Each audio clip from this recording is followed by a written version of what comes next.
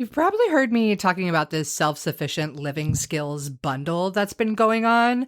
And I have been spending the last week flipping through so many of the incredible resources within this bundle.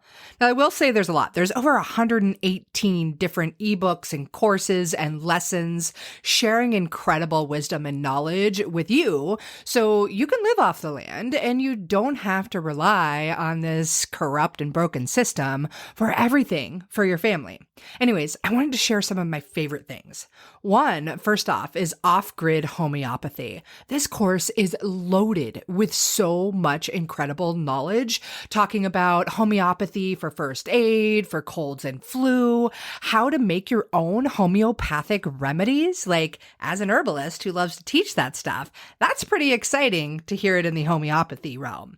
There's also some incredible fermentation guides, so many other amazing herbal recipes and food recipes, and how to make your own sourdough bread, how to do your own organic gardening and canning of all of your foods.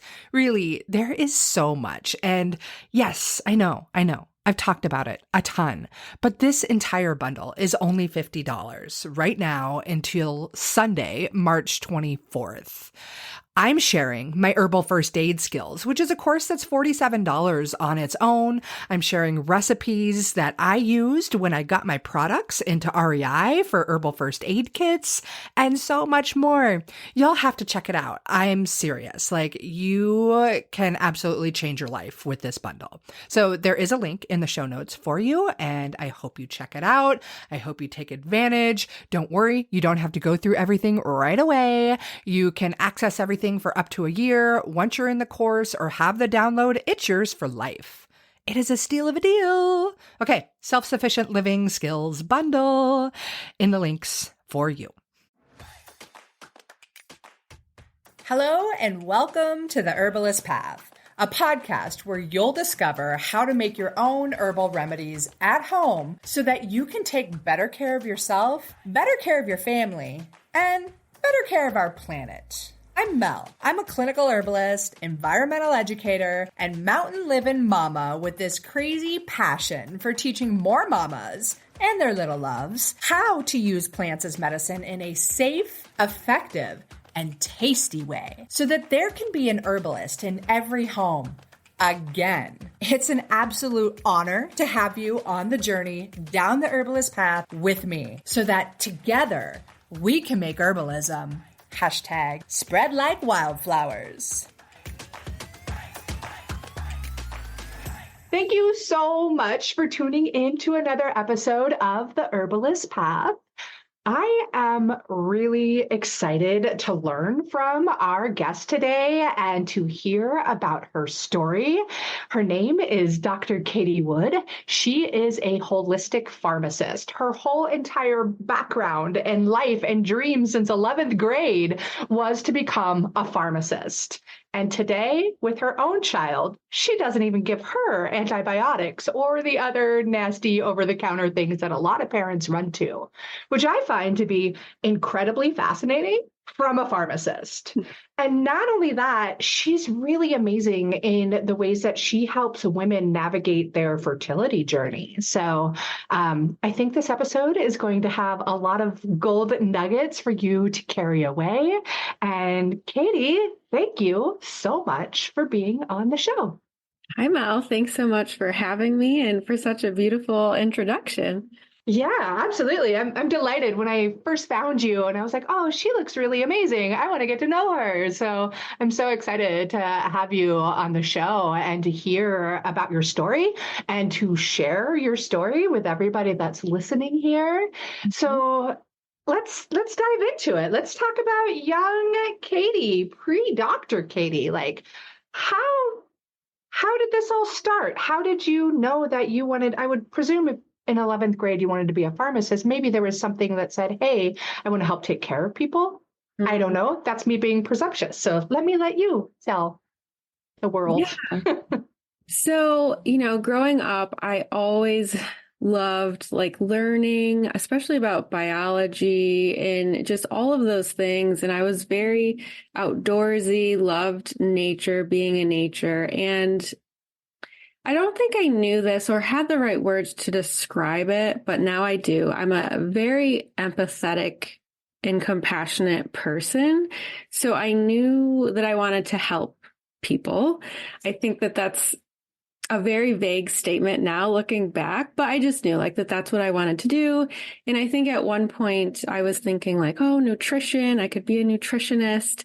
And then to be quite honest, it was my brother-in-law who was like, you should be a pharmacist, right? Like you can help people, you make pretty good money. And yeah, and actually like being a pharmacist allows for a lot of different avenues and things that you can do. So I was like, okay, that sounds cool. And like, I went with it. I didn't necessarily want to be a doctor and surgery and emergency rooms. That wasn't my thing, but I just decided like, okay, pharmacy, that sounds good. That feels good. So I went to college and learned a lot about the body, a lot about medications, right? Pharmacology is a huge thing in terms of pharmacy, understanding how drugs work in the body, drug interactions, all of the things. And then you graduate, right? 6 years later. And I feel like right after we graduated, pharmacy had a huge shift. When I was an intern, it was still very like patient based, where I was the pharmacy that I was working in as an intern. It was like had like a nice small town, like family friendly feel. And then as soon as I graduated, pharmacists were able to administer immunizations. And then years go by, they want us to start doing all of these other things like medication, therapy management, and they just keep piling the tasks on the pharmacist. And the patient interaction or the time for it in retail pharmacy, at least, really started to dwindle down. So there was one point where it's like, okay, the only thing I'm doing right now is filling medications for people.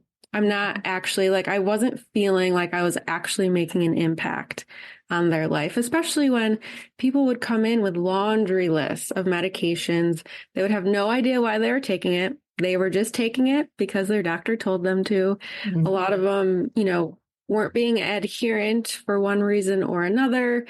And just a lot of the things could be taken care of with lifestyle and nutrition modifications. Like the amount of statins and diabetes medications that we would dispense are just like mind blowing. And then not to mention like all the pain medications, opioids, seeing kids getting, the ADHD medications. And then on top of that, they would have to get medications to help them sleep. Like I would have whole families. I remember there was a family with 5 kids and they were all on Adderall, instant release, extended release. So I think being in it then eventually made me realize, once I had grown and matured, because I was like 23 when I graduated. A baby. Pharmacy school. So I feel like you still have this very like naive view of the world. And I don't know. So being in retail pharmacy, I was in it for 8 years. And so I graduated in 2013 and my own like healing journey started in like 2016. And then that's when I just really started questioning things. And I will just stop there and see if you have any questions from that. Oh, this is such a fun story. I'm like, I grabbed my pen in case I had like questions, but there's so much to go into. And it's really so fascinating, especially to hear from your perspective within that system. And honestly, I don't have questions yet, except I want to hear more about your healing journey as you were a pharmacist and like how that started happening in 2016. Yeah. So it's kind of funny. My sister had, how you can have like these little online parties and it's really through like an MLM company, things like that.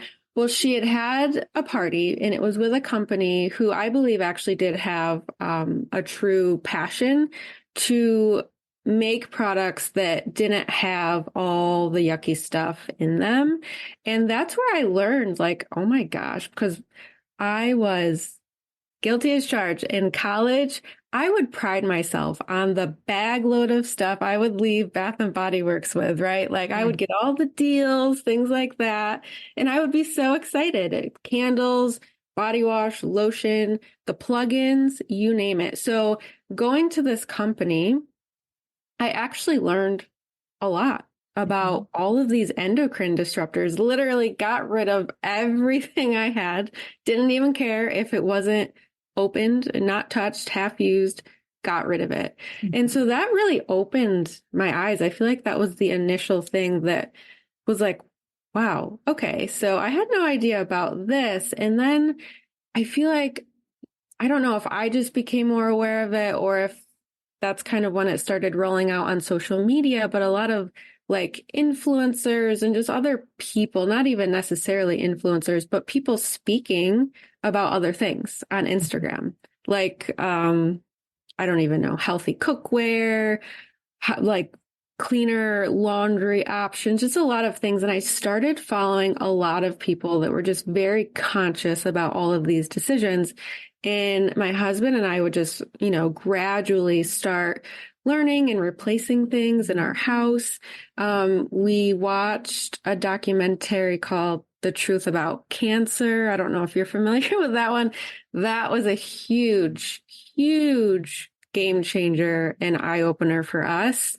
And yeah, especially just looking at, the whole medical industry and big pharma and all of those things. I don't know, I just couldn't like have my head in the sand anymore. And basically it just snowballed from there, right? Lots of rabbit holes, just really expanding the people that I was following and learning from, and then, buying books and maybe courses from people and just really educating myself at the end of the day. Yeah. Yeah. There's so much to talk about here. This is great. I'm so happy you are here.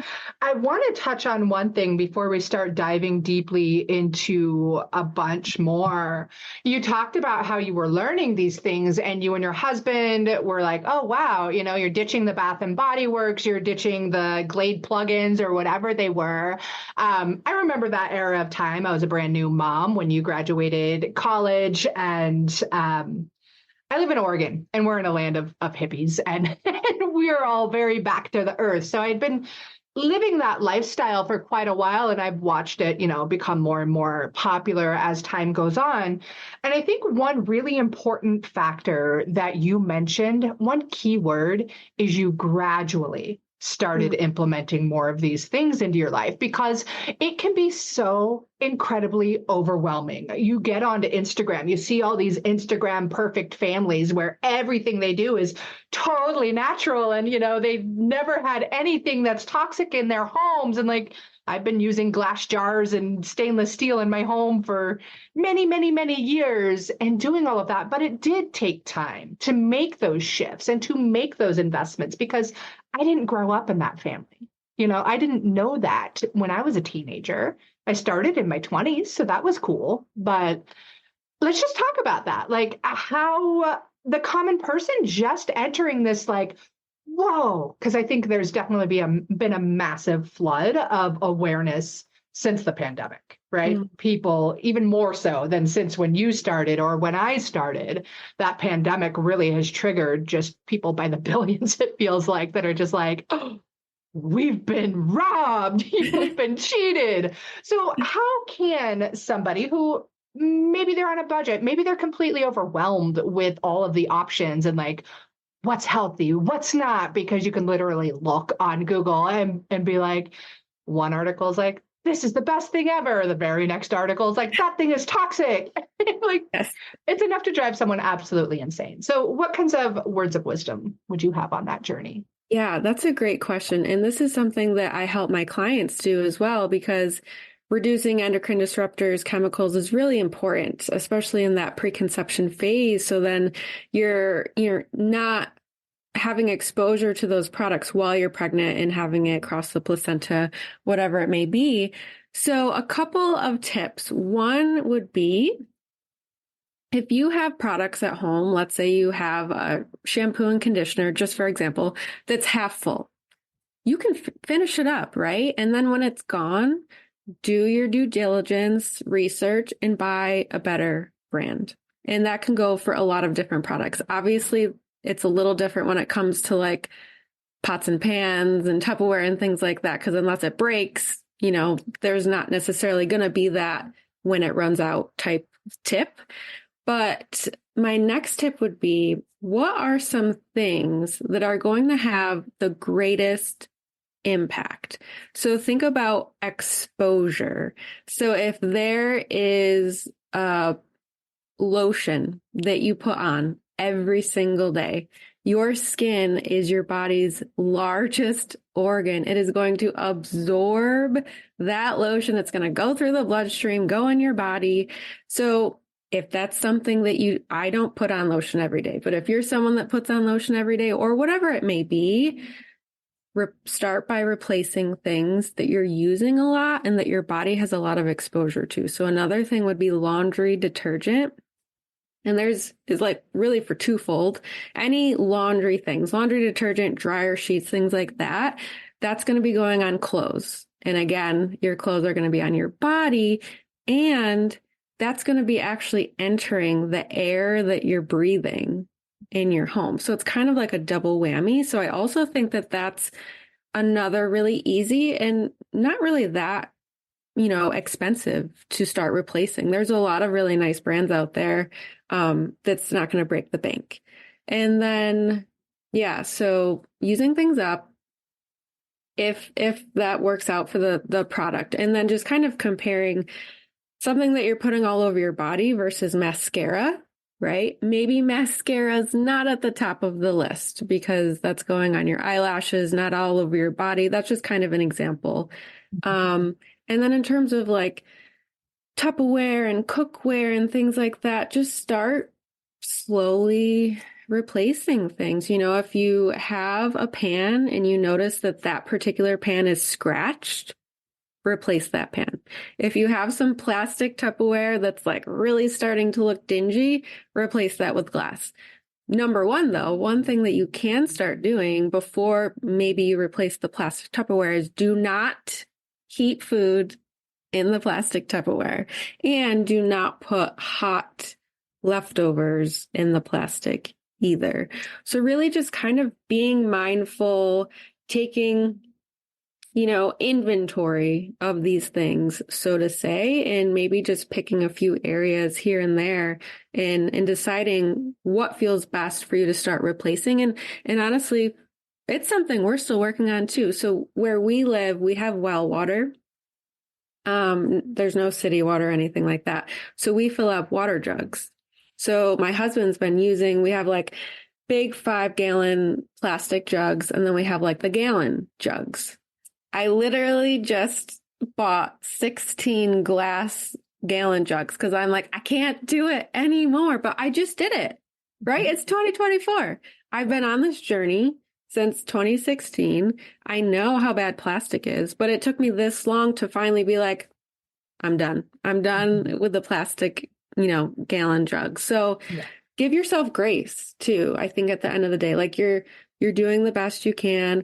We still have some plastic Tupperware. I mean, it is my goal to just oust all of it. Really, we kind of like to keep it for if we send people home with leftovers, but giving yourself grace, I think, is important as well. Yeah, I think that grace piece is really, really important indeed, because otherwise you're stressing over it, right? And then that stress causes even more problems, right? Mm-hmm. And I want to back up just a little bit there. You talked about the term endocrine disruptors. And while that's something you and I definitely know about, what if somebody listening, like, why does that matter? What is an endocrine disruptor? And why does it matter?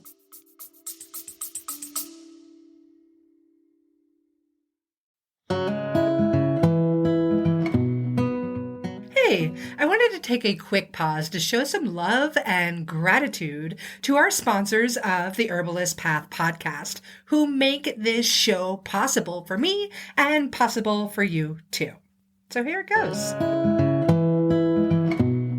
Medicinal mushrooms are all the rage these days, if you didn't know already.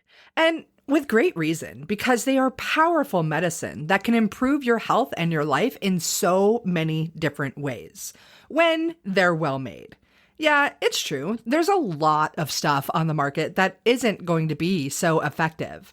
And that's why you need to find a brand that you can actually trust. For me, that brand is Whole Sun Wellness, and this is the creation of a brilliant woman and fellow mama, Jamie Bonfiglio.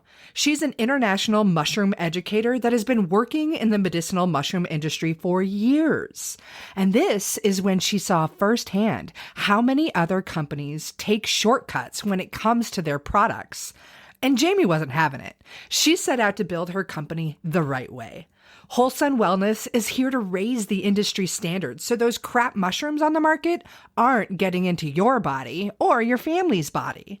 Whole Sun Wellness is the first company to test and report nutritional facts for all of their extracts. They go beyond industry standards every step of the way, from sourcing to extraction and final testing.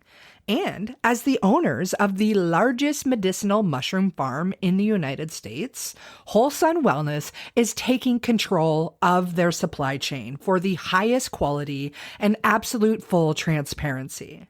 They're even the first company to include pure mycelium extract in every single product. So when you're thinking of getting medicinal mushrooms for you and your family, Whole Sun Wellness is exactly the ones you want. Also, be sure to check out their new Mycolites. These are the world's first dissolvable electrolyte tablets. They're featuring functional mushroom extracts that'll give you more energy, more stamina, and recovery as well. And who couldn't use all of that? The other thing is, they are these adorable little mushroom-shaped tablets, and they come in like a little Altoids box, but way cooler than Altoids because they're Mycolites. Anyways, head to wholesunwellness.com to grab yourself some Mycolites and all of the other functional medicinal mushrooms that you and your family need. And of course, you can grab that link right here in the show notes now.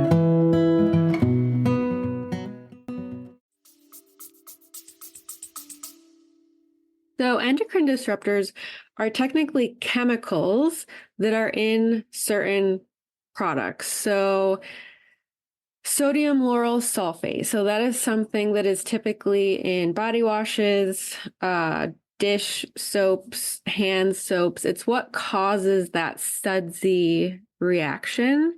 And that is a chemical or an endocrine disruptor. So when it enters the body, it can actually mimic estrogen. So for anyone who's listening, endometriosis, estrogen dominance, these are all hormonal things that are really, really big and affecting women in a lot of ways. And I see that because I'm in the fertility industry. So these are things that you really want to be able to limit as much as you can. And I will say, there are a lot of companies that I believe the term is greenwashing. Mm-hmm. On the label, it can be very deceiving. It looks like, oh, this is natural, and it'll maybe say like SLS free or whatever. It'll have a green leaf. Yeah, a green leaf. Yeah. And then you look at the ingredients and it's like, oh no, no, this is not good. Yeah, getting into ingredients, that's like a whole nother thing. But basically, you want to be able to read the ingredients. You want the list to be relatively short.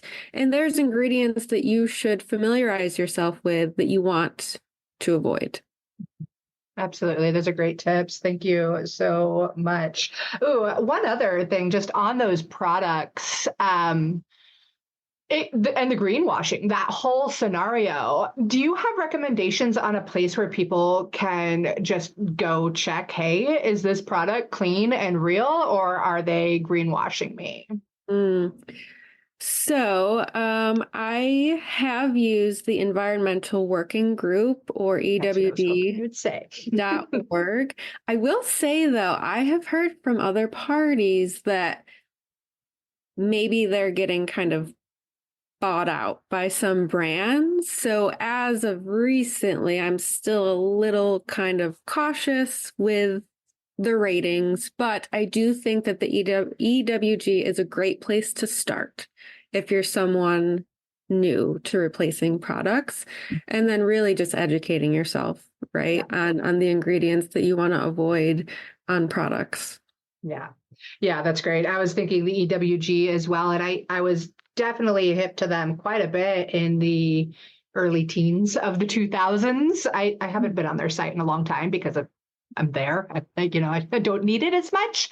Yeah. But I really wouldn't be shocked about that. I used to run an herbal product line and very clean products there. It was my whole mission was just to save the planet with herbal remedies. And so, I was using compostable labels and everything prior to the huge, like, everything's got to be super sustainable rush. But I always wanted to get my products in EWG, but it costs so much money. And I was still this small business and I was in big stores and in really cool places, but it costs a lot of money just for me to get that rating. And I'm like, man, this is as real gets. Like, yeah, everything is so organic. It's unbelievable. So I definitely believe that they're probably being bought out by a few companies here and there, just from that perspective. Well, that is really great. Thank you. Really, really great tips for everybody to listen to. I want to hear a little bit more about you, though. I know you currently work with women on their fertility journey, and I would just love to learn how you got there. And then we can roll into like how you actually help those women. Sure. Yeah. So I was on birth control for over 13 years consecutively, the pill. And my husband and I were in a place where we wanted to have a child together. And I was kind of always a little like, oh, I want a child, but I don't know. Like it was kind of scary. So stopping the birth control was kind of a little nerve-wracking for me. Just having a child obviously is a very big commitment. It's a life changer. So I remember going to my OB and just saying like, even though I was a pharmacist, I figured this is her area of expertise. So I'm like, oh, I've been on birth control for a while. We're thinking of starting a family. When should I discontinue the birth control before we start? And she basically said, you can stop it and start trying in the same month. So I think since I was a little like, I don't want to do this until I'm ready, I took her advice and I had stopped taking it November of 2017. And that is the exact month that we started trying, which is like in hindsight, so ridiculous when I think about it, because it's like, wow, I didn't even give my body any time to like have my cycle regulate itself. But in hindsight is 2020, right? And I had this just like super naive view of like, oh yeah, I'm going to be announcing at Christmas to my whole family that we're pregnant. No, that did not happen. So, a couple of months went by. I think I had my annual in like February. So February of 2018. And I just explained to her like, oh, we just started trying, but like, it's not happening. And it was just like, you're fine. You're healthy. Just keep trying. Like that was it. There wasn't any labs taken. My cycle did come back very regular, but outside of that, it's like, how do you know that I'm healthy? We didn't even really look at anything or have a conversation about anything. So that was frustrating. And being a pharmacist and just a woman who's like, okay, I want this yesterday. I did a lot of research, did a lot of things, took a lot of supplements, you name it. I basically tried it or took it or whatever, and it just still wasn't happening. So I was really beginning to get frustrated. And in my research, I found acupuncture can be helpful for fertility. So in about May of 2018, I started seeing an acupuncturist. We use Chinese herbs, lots of different traditional Chinese medicine modalities. And I think that my body really, really needed that support. There was a lot of things that was going on because of the birth control use. And then B, looking back at it, just having a practitioner to like be there, listen to me, like and I typically like I prefer to work with females, but he was a male and he was amazing. I mean, such a blessing to have him on my journey.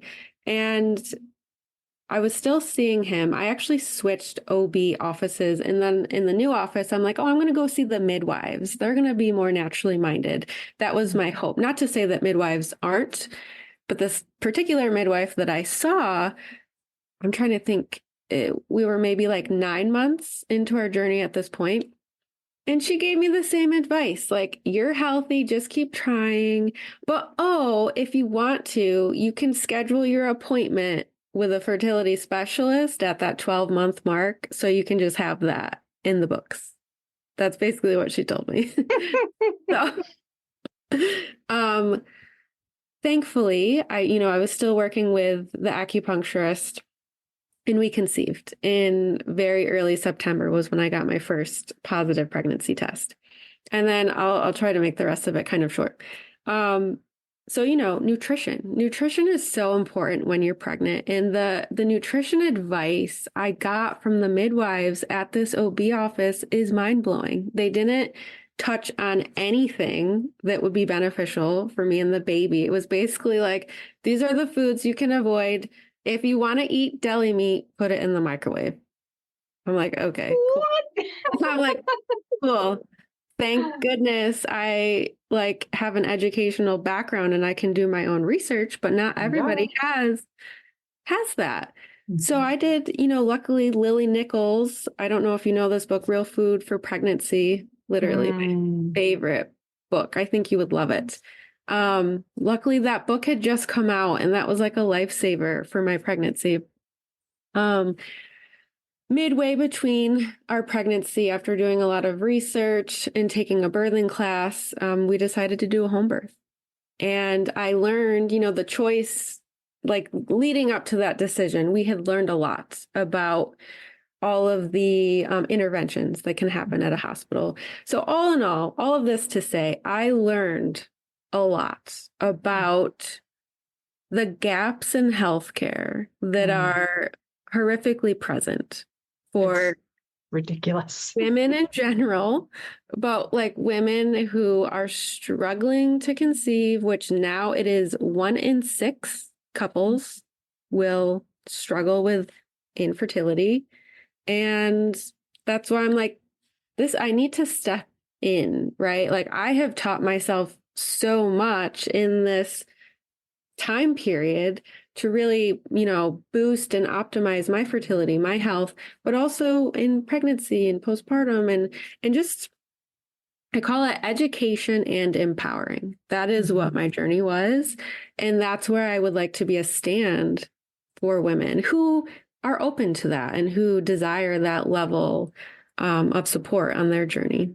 Yeah, what a great story. And thank you for stepping up based upon your experiences, because you're right. It's a really disturbing system, And when you brought up the fact that you're very well educated, so you're smart enough to go out and do your own research. Like I'm the type of person that loves to do my own research as well. But there are so many people that don't. There are those people that are like, well, the doctor said to, so I'm going to do it. But yet they're coming back to you. You probably saw in your 8 years of pharmacy that like, there they are again with new pills to fix those other pills. And yeah it's such a disturbing industry. Yeah. Right. It's such a disturbing industry. I love the work that you do. And I'm really excited that you are going to teach soon in Apothecary Mama. But I want to talk a little bit about you now as a mama. And I believe you have one daughter. Is that right? Yes. She will be 5 in May, which blows my mind, but it happens so fast. Yeah, doesn't it? Mine is 10, almost 11 in July. And I'm like, what? Yeah. Why? Don't do that. You're still my baby. No, I'm not, Mom. I'm not a baby. You're always going to be my baby. No. Mhm. Yeah, it definitely happens fast. And I think something that the listeners here are definitely going to be interested in is the fact that you're a pharmacist, but you don't give your daughter pharmaceuticals, Mhm. right? So let's talk a little bit about that.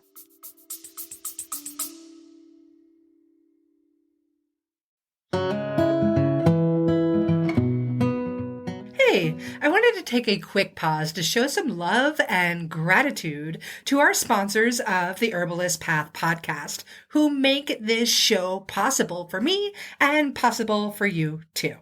So here it goes. I love this time of year. It's spring, the sun is shining, and all of our beautiful plant friends are popping up. It's amazing. Unless, of course, you're one of the millions of people who suffer from seasonal allergies. You know, the itchy, watery eyes, the sneezing and wheezing that's straight miserable. Thankfully, there are some amazing herbs that can help you with all of that. Just like the herbs inside of Kick-Ass Allergy from Wish Garden Herbs, one of my absolute favorite herbal companies out there. Kick-Ass Allergy, yes, I said ask without the K at the end. Anyways, this formula has yerba santa, nettles, echinacea for that immune support, and orange peels, all which come together to help dry up those excessive mucosal secretions. Yep, I'm talking about the sniffles and the stuffy nose, the watery eyes, and all that jazz. This blend also acts as a great expectorant and can help ease the swelling and inflammation in those mucosal tissues. It is a top go-to for seasonal allergies. And get this, they combine all those beautiful herbs with glycerin, so it actually tastes pretty darn good.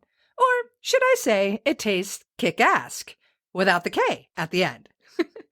Anyways, if allergy season is miserable for you and you want a natural remedy that actually works for those itchy eyes and being all sneezy and wheezy, you have got to check out Wish Garden Herbs Kick-Ass Allergy. And for those of you with the little kiddos, no sweat, they've got a Kick It allergy too. And you pregnant mamas? You don't have to suffer either. They've got a kick-ass allergy formula just for you. So head over to wishgardenherbs.com or check out the link in the show notes and go grab yourself some kick-ass allergy so you can enjoy spring again.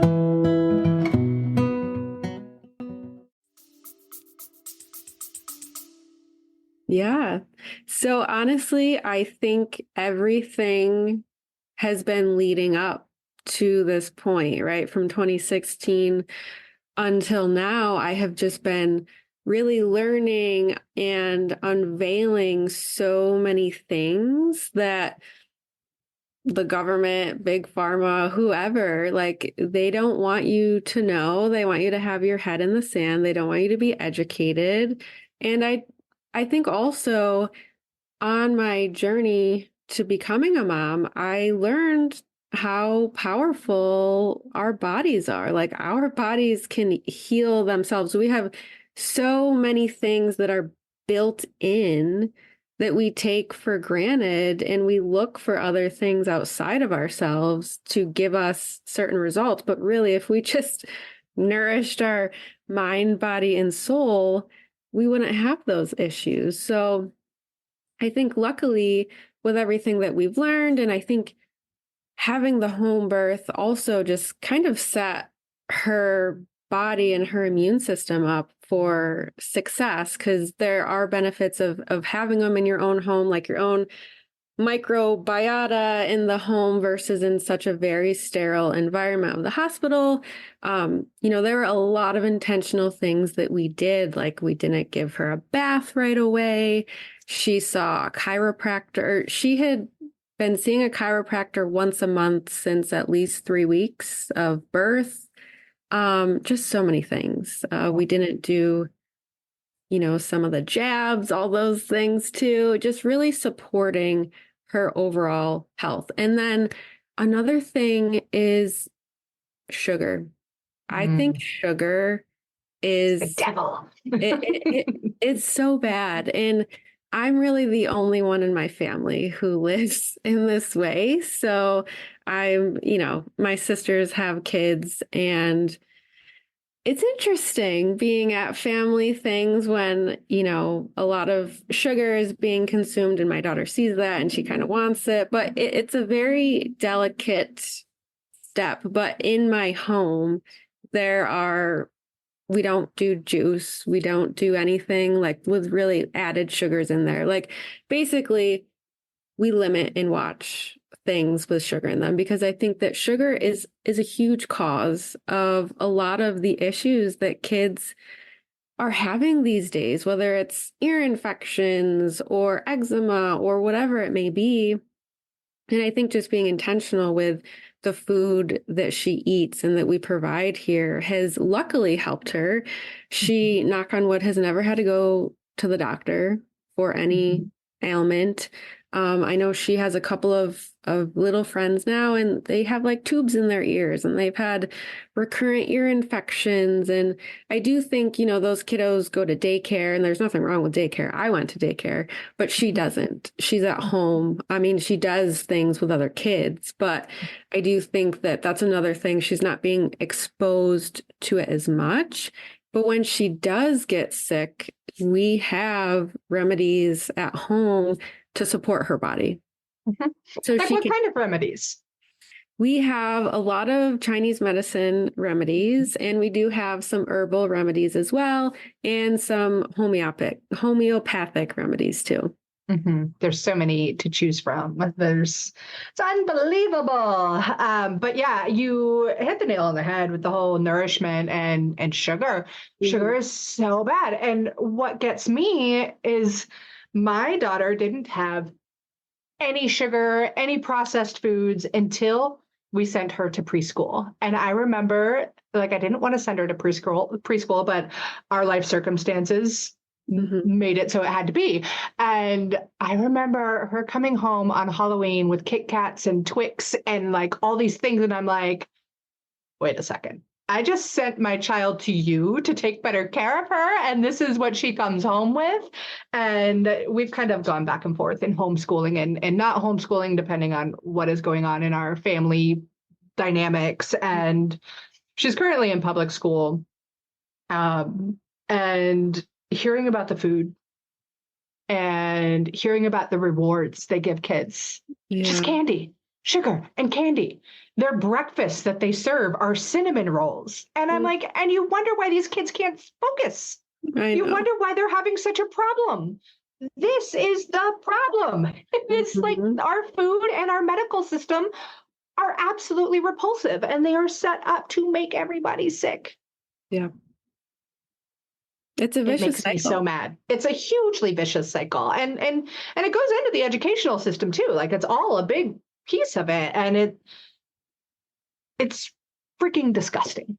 That's It really feed them the sugar. Me. So when they're older, they have issues, right? They I can't think of the drug name. Is it Ozempic? They approved it for like 13 and up. I could be saying that wrong, so don't quote me, but there was some basically like diabetic blood sugar injection that was approved for like 13 and up, like a weight loss medication. And it's like, of course. And then it's one of those things where if you ever go off of it and you don't change the way you live, like your body's just gonna go right back to where it was from the beginning. So they have you by the, they have you. Yep. Yeah. They so do. And that's exactly it. That's going to lead me into the Holistically Healthy Family Summit. Like, you're a holistic pharmacist. You work in the world of fertility. I'm a clinical herbalist. I help people with herbs, but I don't get to the herbs until we start thinking about what the lifestyle factors are that are happening. Like, how's your diet? Are you having tons of that sugar? Are you having that processed food? And then, thinking about mental health and thinking about how much they're moving their body and what's going on in life, what's going on at home. What are your capabilities to implement some of these things? Because it can be a big list of things you have to change, but it's not practical to change all of those things on that list. Like we talked about earlier, it's a gradual process. So, you are speaking at the Holistically Healthy Family Summit coming up February 27th through March 1st. You're one of the ones I got to interview, so I'm so excited to share that with everybody. And you're going to be a teacher in Apothecary Mama. I'm really excited for that. I think the mamas are going to love hearing about fertility and things that they can do to shift in their lives to not only have a healthy pregnancy, but to influence the health of their child once that pregnancy is done, right? Absolutely. That is so good. Yeah, I'm excited about all of that. I know that the people that get the Natural Family Toolkit at the Holistically Healthy Families Summit are going to get your Holistic Pharmacist Essential Guide, I believe it is called. It's a big, great ebook filled with all the things that you do use with your own daughter and your own home, which is absolute gold. And I want to hear, or maybe you can let everybody know, other than those two things, where else can people find you and learn more from you? You have so much wisdom to share. Thanks. So I'm definitely active on Instagram. So it's at _wellness_pharmacist. And then also my website. So happynourishedmotherhood.com. I'm sure those will all be in the show links. But yeah, you're able to either schedule a free call, or all my other socials are kind of on the website as well. I have some free resources. Lots of cool things. I actually just updated my website a little bit. So go check that out. And I would love to connect with anybody. I love sharing just things that I've learned along the way, whether it's for pregnancy, postpartum, kids, whatever, and just, help anyone out or collapse time on their healing journey. I love that, Katie. Thank you so much. I love hearing your story. I can't wait to share it with everybody. And I really appreciate you taking the time to drop your wisdom and your knowledge on the herbalist path. Yes. Thanks so much for having me. Yeah. Have a great day. You too.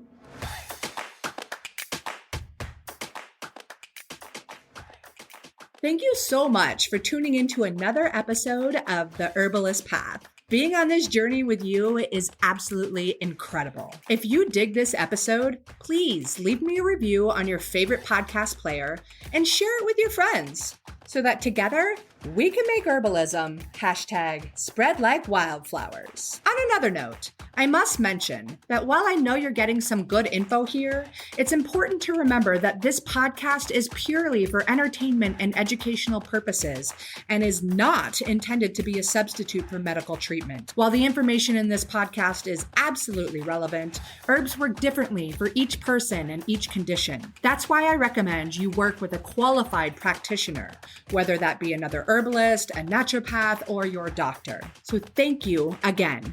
I am truly honored that you're tuning into these episodes and on the path with me to make sure that there's an herbalist in every home again. Don't forget to share this episode with your friends so that we can make herbalism #spread like wildflowers.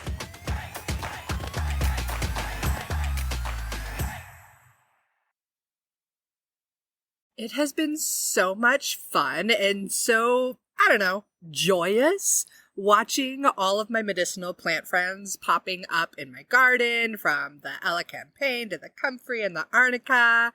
I love seeing these friends pop up. And if you are still trying to decide what to grow in your medicinal herb garden, you've got to grab my guide. It's all about the most essential herbs that every mom should know and should grow. So I teach you how to grow them and the many different ways that you can use them. If you want to grab the guide, go ahead. It's free, and I'm pretty sure you're going to get a lot of delight and use out of it. And there's a link to it in the show notes. I'm wishing you tons of happy medicine planting.